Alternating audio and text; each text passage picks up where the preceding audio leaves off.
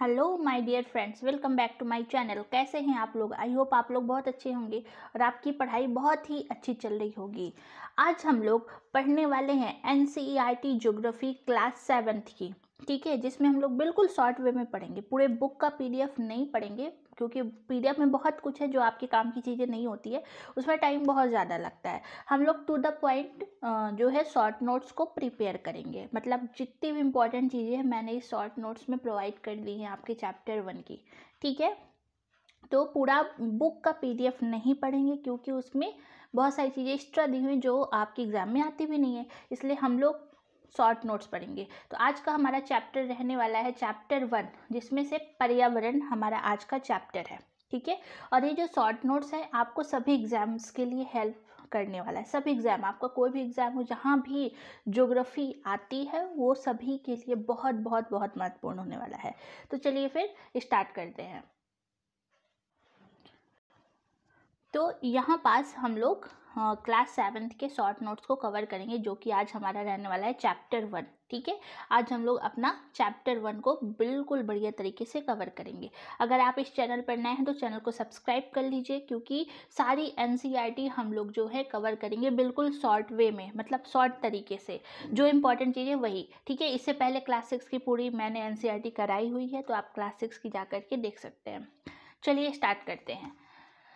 हम लोग का पहला, आपको पता है चैप्टर 1 क्या है? चैप्टर 1 है पर्यावरण यानी इन्वायरमेंट, ठीक है, जिसमें से हम लोग पूरा शॉर्ट वे में करेंगे। सबसे पहले देखिए, किसी भी जीवित प्राणी के चारों ओर पाए जाने वाले लोग, स्थान, वस्तु एवं प्रकृति को पर्यावरण कहते हैं। मतलब जितने भी आसपास की चीज़ें आपकी तरफ है, ये चैप्टर का नाम है पर्यावरण। मतलब आसपास हमारा जो है, जो भी चीज़ें हैं उसको हम लोग पढ़ने वाले हैं। तो डेफिनेशन है, किसी भी जीवित प्राणी के चारों ओर, चारों तरफ पाए जाने वाले जो लोग हैं, जो स्थान है, जो वस्तुएं हैं, जो प्रकृति है, उसको क्या कहा जाता है? उसको कहा जाता है पर्यावरण, ठीक है ना। पर्यावरण कहा जाएगा। पर्यावरण के घटक कौन कौन से होते हैं? बहुत महत्वपूर्ण है, ठीक है। 3 प्रकार से आपको घटक देखने को मिलेगा। एक हम लोग प्राकृतिक घटकों को देखेंगे, एक मानव निर्मित जो ह्यूमन रिसोर्सेज है, ठीक है, और एक मानव का घटक देखेंगे जो मानव के द्वारा बनाया गया है, और एक मानवीय घटक देखेंगे जो आसपास जितनी भी चीज़ें हैं। तो पर्यावरण के आपको 3 घटक जो हैं बताए गए हैं। कौन कौन से वो 3 घटक है? पहला प्राकृतिक, दूसरा मानव निर्मित, और तीसरा जो है मानव, ठीक है। तो इस तरीके से हम लोग अभी देखने वाले हैं। तो चलिए समझते हैं। एक्चुअल में वैसे कहा जाए तो 2 ही हैं, मानव निर्मित है और एक प्राकृतिक है, क्योंकि ये मानव जो है इसी के अंतर्गत आ जाएगा। चलिए देखिए, प्राकृतिक में क्या क्या चीज़ें होती हैं जो प्रकृति के द्वारा हमें प्राप्त होती है, उसको हम प्राकृतिक घटक कहेंगे। जैसे हमारा वायुमंडल हो गया, ठीक है, स्थल मंडल हो गया, सजीव यानी जैव मंडल हो गया, और जल यानी जल मंडल हो गया। तो ये सब हमें प्रकृति के द्वारा मिला है, तो इसलिए ये सारे घटक कौन से में आ जाएंगे? तो ये आ जाएंगे सारे के सारे पर्यावरण घटक की प्राकृतिक घटक में। वायुमंडल, स्थल, स्थल में मतलब स्थल मंडल आ जाएगा पूरा का पूरा। सजीव में जैव मंडल, बायोस्फीयर आएगा। जल, ठीक है ना, स्थल, जल और वायुमंडल और आपका जैव मंडल, ये 4 जो है प्राकृतिक घटक में आते हैं। अब मानव निर्मित, जो मानव के द्वारा निर्मित किया गया है, जैसे आपकी इमारतें हो गया, पार्क हो गया, पुल हो गया, सड़क हो गया, उद्योग हो गया, ये सब क्या है? ये सब जो है मानव निर्मित है, यानी मानव के द्वारा जो है बनाया गया है, ठीक है। अब जो है मानव के अंतर्गत और कौन कौन सी चीज़ आती है, क्योंकि इसने क्या कहा, लोग भी जुड़े हुए होते हैं, तो मानव तो आएगा ही, उनके साथ साथ हम लोग बहुत सारे अलग अलग धर्म के लोगों से जुड़े हुए रहते हैं, बहुत सारे व्यक्तियों से जुड़े हुए रहते हैं। तो व्यक्ति है, हमारे बीच परिवार है, समुदाय है, धर्म है, शैक्षिक आहर्ताएँ हैं, मतलब शैक्षिक है, कोई शिक्षित, शिक्षा है, और राजनीतिक स्थिति है, आर्थिक स्थिति है, ये सारा क्या है? मानव इन सभी चीज़ों से जो है घिरा हुआ है, ठीक है। तो ये हमारा पूरा का पूरा मानव के अंतर्गत आएगा, जो कि मानवीय घटक के अंतर्गत आएगा। पर्यावरण के घटक का ये भी बहुत महत्वपूर्ण हिस्सा जो है माना जाता है। तो आई होप आपको यहाँ तक समझ में आ गया होगा। मानव के ये 3 घटक को आपको अच्छी तरीके से याद रखना है, ठीक है। चलिए, यहाँ पे बहुत ही महत्वपूर्ण नोट्स जो है दिया गया है, बहुत ही महत्वपूर्ण नोट है। क्या बोल रहा है? पर्यावरण शब्द की उत्पत्ति फ्रेंच शब्द एनवायरोनेर या एनवायरोनेर से हुई है, जिसका अर्थ होता है पड़ोस। मतलब जो पर्यावरण शब्द, ये इंपॉर्टेंट क्वेश्चन आता है, पर्यावरण शब्द की उत्पत्ति कहाँ से हुई है, तो ये एक फ्रेंच शब्द है, ठीक है, फ्रेंच शब्द है। जो फ्रेंच शब्द एनवायरोनेर या एनवायरोनेर से हुई है, जिसका अर्थ होता है पड़ोस, यानी हमारा जो पड़ोसी, उसी को कहते हैं पर्यावरण। मतलब चारों तरफ आवरण से घिरा हुआ, ठीक है, हम जहाँ हैं वो चारों तरफ किसी न किसी चीज़ से घिरे हुए हैं, वो हमारा आवरण कहलाएगा, पर्यावरण। और ये सभी हमारे पड़ोसी कहलाएंगे, तो इसीलिए पड़ोस से इसकी उत्पत्ति होती है। अब बात करते हैं घटकों की। तो सबसे पहले हम लोग प्राकृतिक घटक को देखते हैं कि ये क्या होता है। प्राकृतिक घटक, ठीक है, पृथ्वी की ठोस पर्वतीय या कठोर ऊपरी परत को स्थल मंडल कहा जाता है। जब आप हमारी पृथ्वी को देखेंगे तो पृथ्वी का जो ऊपरी हिस्सा होता है उसको क्या कहते हैं, उसको स्थल मंडल कहते हैं। क्या कहते हैं, स्थल मंडल कहते हैं। चट्टान खनिज से बना हुआ है एवं मिट्टी की ऊपरी परत से ढका हुआ होता है।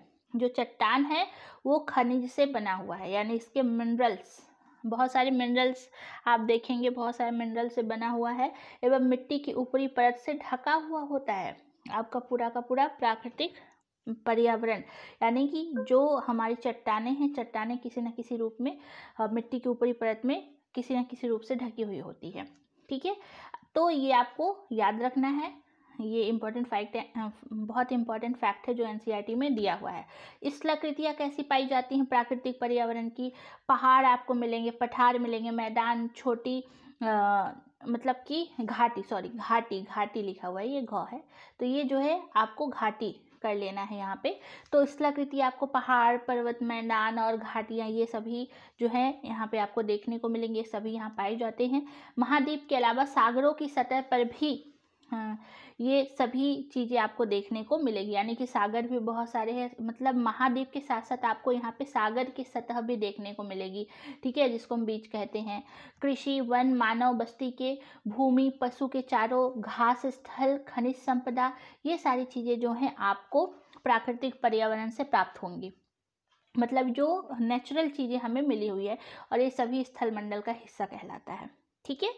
चलिए, तो आई होप आपको स्थल मंडल समझ में आ गया होगा। स्थल जो जमीन के ऊपर जितनी भी चीज़ें आपको दिखाई देंगी वो सभी स्थल मंडल के अंतर्गत है। पहाड़ हो, पर्वत हो, मैदान हो, घाटी हो, ठीक है, सागर हो, महाद्वीप हो, कृषि, वन, मानव बस्तियाँ, ये सभी किसके अंतर्गत आएगा, स्थल मंडल के अंतर्गत आएगा। यहाँ हम लोग खुद, पशु, ये सब भी इसी के अंतर्गत आता है।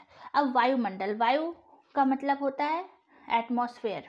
वायुमंडल मतलब एटमॉस्फेयर, जो ऊपर की तरफ आपको पृथ्वी से ऊपर के, यानी जो आसमान दिखाई देता है ना, वहाँ पर आपको क्या क्या चीज़ें दिखाई देंगी, तो वही वायुमंडल में आएगा। पृथ्वी के चारों ओर फैली हुई वायु की परत को ही हम वायुमंडल कहते हैं। जैसे हमारा ये अर्थ है और इसके चारों तरफ आप देखेंगे कि बहुत सारे लेयर्स होती हैं, जिसको हम वायुमंडल कहते हैं, ठीक है। इसकी आपकी इससे पहले वाले चैप्टर में हमने पढ़ाया था कि EIMOST, ठीक है ना, ये इस तरीके की परत होती है। सबसे पृथ्वी के सबसे ऊपरी परत होती है ट्रोपोस्फेयर, जिसको हम क्षोभ मंडल कहते हैं। फिर होता है स्ट्रेटोस्फेयर, समताप मंडल, फिर ओजोनोस्फेयर, ठीक है, जिसको आयन मंडल कहते हैं। फिर मेसोस्फेयर, मध्य मंडल कहा जाता है। फिर आयनोस्फेयर, आयन मंडल कहते हैं। और ये सबसे बाहरी परत होती है जिसको एक्सोस्फेयर कहते हैं, ठीक है ना, बाह्यमंडल। तो ये सभी जो परतें होती हैं हमारी पृथ्वी के चारों तरफ से घेर के रखी हुई होती, इसी को वायुमंडल कहा जाता है। क्या कहते हैं, वायुमंडल कहते हैं, ठीक है। चलिए आगे देखते हैं। तो ये जो वायुमंडल है, पृथ्वी के चारों ओर फैली हुई वायु की परत होती है वायुमंडल। अगला पॉइंट देखिए, पृथ्वी का गुरुत्वाकर्षण बल अपनी चारों ओर के वायुमंडल को थामे रखता है। मतलब आपको पता है पृथ्वी में ग्रेविटेशनल फोर्स है, गुरुत्वाकर्षण बल है, और ये अपने चारों तरफ से वायुमंडल को थामे रखता है। और ये जो वायुमंडल किससे किससे बना हुआ है, गैस, वाष्प, धूल के कण, ठीक है ना। आपको और क्या क्या दिखाई देंगे, तो बहुत सारी गैसेज आपको देखने को मिलेगी, ठीक है, और जैसे नाइट्रोजन हो गया, ऑक्सीजन हो गया, ओजोन हो गया, बहुत सारी ऐसी गैसेज मिलेंगी, ठीक है। फिर वाष्प मिलेगा, धूल के कण मिलेंगे। इन्हीं सब चीज़ों से बना है आपका क्या, वायुमंडल। एनसीईआरटी में पूरा 1-2 पेज में इसको समझाया गया है, लेकिन जो मेन चीज़ है वो मैंने आपको बता दिया, ठीक है। चलिए अब आगे चलते हैं। हाँ, ये वही सेम ही पेज है। अब हम लोग चलते हैं जैव मंडल की तरफ।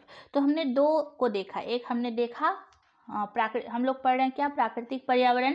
प्राकृतिक पर्यावरण जो है मतलब पहला घटक प्राकृतिक जो नेचुरल चीज़ें हैं, इसमें हम लोगों ने स्थल मंडल को देखा। जो पृथ्वी पर जो भी चीज़ें पाई जाती है वो स्थल मंडल के अंतर्गत आती है।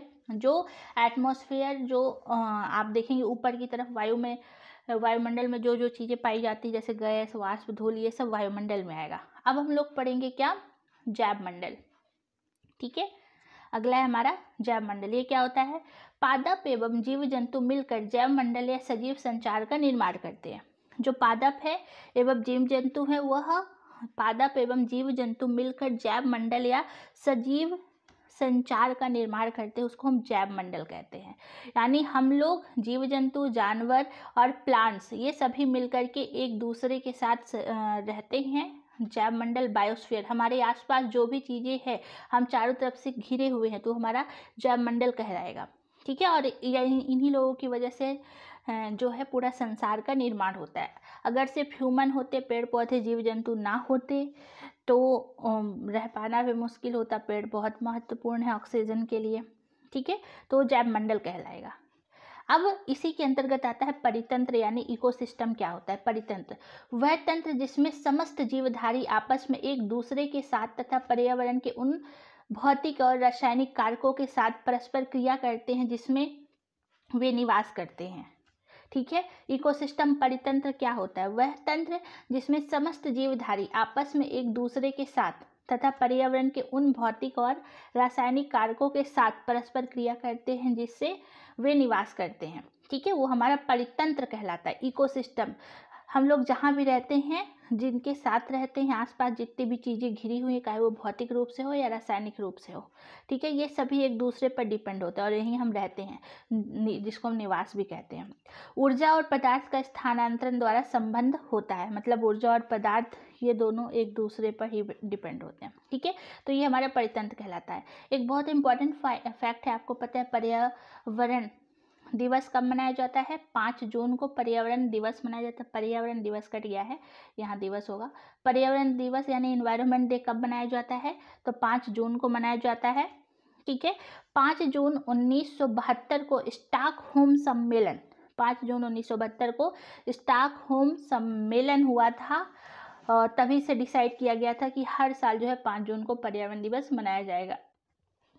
ठीक है, तो कब डिसाइड हुआ था, 5 जून 1972 को डिसीजन हुआ था कि अब से जो है इसी स्टॉकहोम सम्मेलन में कि हर साल जो है 5 जून को पर्यावरण दिवस मनाया जाएगा। ये इंपॉर्टेंट फैक्ट है, याद रखिएगा। आपको ये तो पता होगा पर्यावरण दिवस 5 जून को मनाते हैं, लेकिन 5 जून 1972 स्टॉकहोम सम्मेलन में ही ये हुआ था। तो ये हमारा पहला चैप्टर है। फिर हम लोग अगला जो है चैप्टर 2 नेक्स्ट पार्ट में, नेक्स्ट वीडियो में देखेंगे। बस चैप्टर 1 इतनी सी पूरा। अब देखिए, पूरा अगर आप बुक पढ़ने जाते तो काफ़ी समय लगता है और यही सारी चीज़ें दी हुई हैं। बहुत सारी एक्स्ट्रा चीज़ें भी हैं उसमें जो आपको पढ़ना नहीं है। ठीक है, और उसमें टाइम भी थोड़ा ज़्यादा जाता है और बहुत सारी चीज़ें हैं जो आपके लिए नहीं। क्लास 6 बहुत ईजी है। तो चैप्टर 1 में बस इंपॉर्टेंट चीज़ें यही आपको याद रखना है। एक तो ये कि पर्यावरण के घटक, प्राकृतिक घटक और मानव निर्मित घटक। मानव निर्मित में जो मानव खुद बनाता है, चाहे वो इमारत हो, पार्क हो, पुल हो, सड़क हो, उद्योग हो, ठीक है वो। और मानव जो आसपास की चीज़ों से घिरा हुआ है, ये बायोम में आ जाएगा, सजीव जैव मंडल में आ जाएगा। ठीक है, और फिर पर्यावरण के घटक हम लोग जल, वायु, स्थल मंडल को देखें, जिसमें से हम लोगों ने प्राकृतिक पर्यावरण को समझा, स्थल मंडल को देखा कि जो स्थल में जो जो चीज़ें पाई जाती हैं उसके बारे में। फिर वायुमंडल, एटमॉस्फेयर को देखा कि एटमॉस्फेयर जो है हमारा कैसे बना हुआ है, किस प्रकार से बना हुआ है उसको। फिर जैव मंडल के आसपास क्या क्या चीज़ें हैं उसके बारे में देखा। जैव मंडल पादप और जीव जंतु से मिलकर तैयार किया जाता है। परितंत्र, इकोसिस्टम, जो आसपास हमारी चीज़ें होती हैं। ठीक है, फिर हमने देखा कि स्टॉकहोम सम्मेलन जो आपके एनसीईआरटी में दिया हुआ है। बस इतनी सी चीज़ें ही आपको चैप्टर 1 में याद रखनी है। इसका शॉर्ट नोट्स अच्छे से तैयार कर लीजिए आप लोग भी और रिवीजन करते रहिए। ठीक है ना। फिर अगला वीडियो हम लोग का रहने वाला है, अगला आपका रहेगा हमारी पृथ्वी के अंदर। ठीक है, हमारी पृथ्वी के अंदर चैप्टर 2। इसका जो पीडीएफ है सारी एनसीईआरटी के चैप्टर्स कराने के बाद एक साथ आपको लास्ट में दिया जाएगा। ठीक है ना, क्योंकि बहुत थोड़ा थोड़ा है ना, तो इसलिए एक साथ आपको पीडीएफ मिलेगा। पूरा जो पीडीएफ है एक ही फॉर्म में बनाया गया है, इसलिए लास्ट में आपको दिया जाएगा। तो मिलते हैं फिर नेक्स्ट वीडियो में। अगर आपको वीडियो पसंद आया हो तो लाइक, शेयर, सब्सक्राइब ज़रूर करिएगा, ठीक है। और आपको ये मेहनत पसंद आ रही हो, क्योंकि हम आपके लिए पूरा शॉर्ट नोट्स, मेरा पूरा शॉर्ट नोट्स प्रिपेयर है। सच बताएं, देखिए ना, काफ़ी पुराने नोट्स भी हैं मेरे, जो कि आप देखिए पीछे के पेजेस इधर भी दिख रहे हैं लिखा हुआ, क्योंकि काफ़ी पुराने हो चुके हैं। जब मैंने इसको प्रिपेयर किया था तो काफ़ी पुराना, मेरे पास सारा कुछ है, अवेलेबल है, पूरा 6 to 12 NCERT नोट सब कुछ अवेलेबल है। बस थोड़ा समय प्रॉपर मिल जाए तो हम आपको बहुत तेज़ी से चीज़ों को कराना स्टार्ट कर दें, ठीक है। थोड़े समय की कमी है, तो समय पूरा निकालने का प्रयास कर रहे हैं। और लेकिन आप लोग अपनी तैयारी को जारी रखें, क्योंकि मैंने प्रॉमिस किया कि आपकी पूरी की पूरी ज्योग्राफी हम खुद कवर कराएंगे, ठीक है ना। पूरी ज्योग्राफी हम खुद कवर कराएंगे, और ज़रूर कराएंगे, आपके एग्ज़ाम के पहले कराएंगे, ठीक है। तो आई होप आपको ये पसंद आया हो। मिलते हैं फिर नेक्स्ट वीडियो में। Thank you so much. जय हिंद। कोई प्रॉब्लम हो नीचे कमेंट में ज़रूर बताइएगा। ओके।